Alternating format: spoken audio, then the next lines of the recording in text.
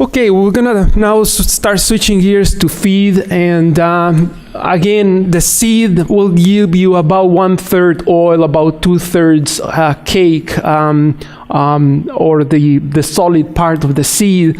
And again, we see the cake with remaining oil just after simple pressing, with about 10 to 20% oil remaining in it, as being of importance for the animal industry.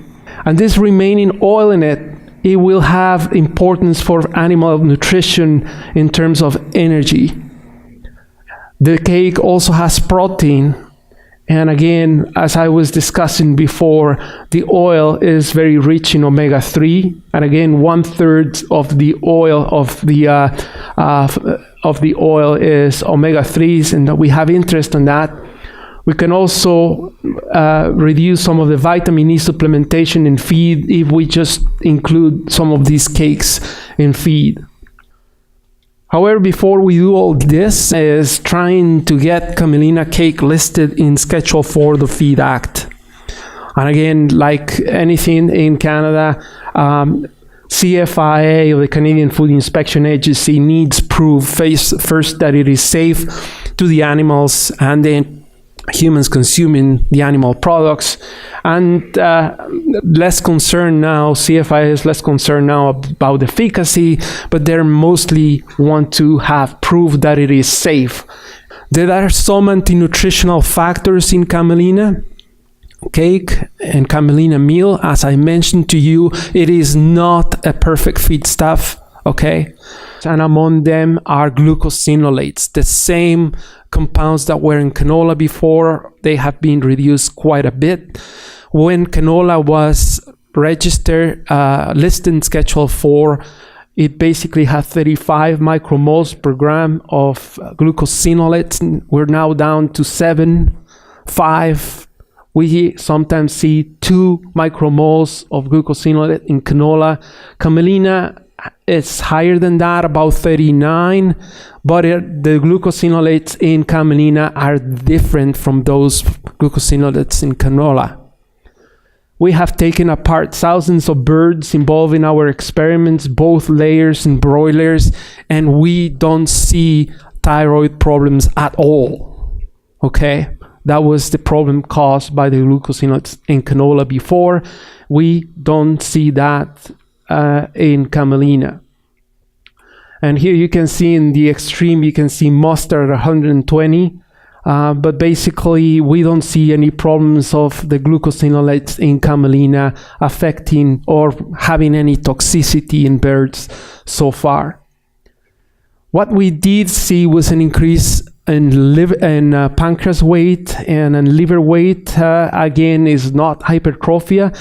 And it's just because the pancreas produces some of the precursors for the enzymes that digest protein, and Camelina has quite a bit of trypsin inhibitor, but again, it's pale comparison to soybean meal, raw soybean meal. Again, this is soybeans.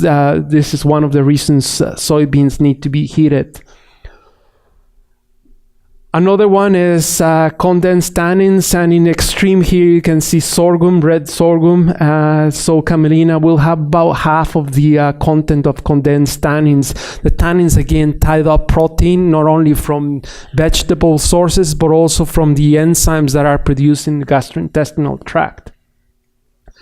Sinapine was another one, another anti-nutritional compound, and you can see that it is about half of that in canola. So we don't foresee this to be a problem with feeding Camelina. So these are the main anti-nutritional factors and the main concerns from CFIA, and we have spent substantial amount of time with Colleen Christensen taking apart these birds and proving CFIA that this cake or meal is safe for animal feeding. What is the current status in the US and in Canada for Camelina cake? Again, in the US, there is a 10% inclusion in cattle feed that kind of accepted by the Food Drug Administration in the US. about 10% inclusion in broilers and layers, but only 2% inclusion in pigs. What is the current status in Canada? We got it approved last year at 12% inclusion in broiler diets. And Matt and I submitted all the paperwork to the University of Saskatchewan that led the submission to CFIA last fall. And we are expecting approval for egg layers here this spring. Again, you are going to listen to Matt talk a lot about very high inclusions of Camelina. Again, maximum inclusions are not optimum inclusions. We're doing this for CFIA to prove safety. Again, maximum inclusions are not optimum inclusions.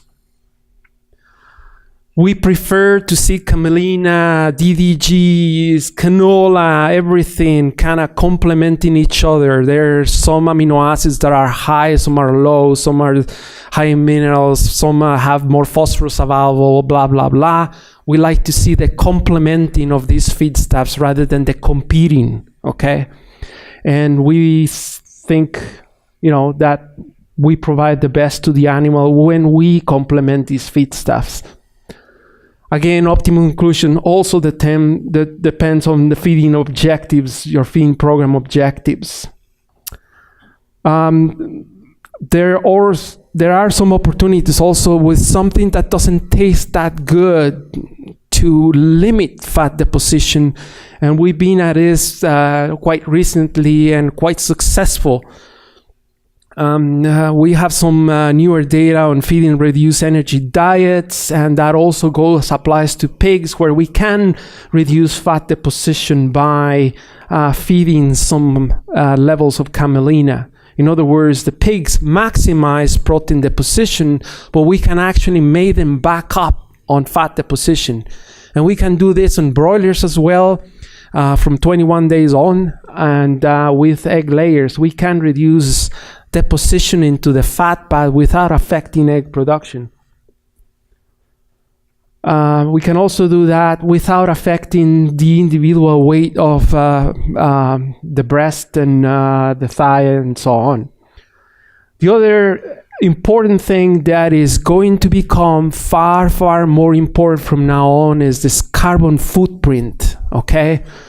Now nutritionists are working on getting this carbon footprint values into their matrices. Again, it's going to depend a lot on where you are and where the feed is produced.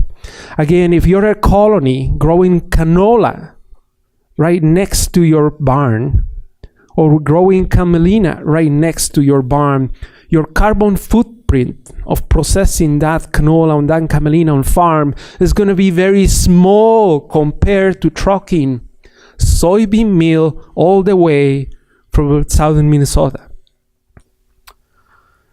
So here you can see the Camelina seed, the cake, and the solvent extracted meal compared to canola meal. Again, the canola meal is solvent extracted in here, and you can see the difference in oil content or fat content in here.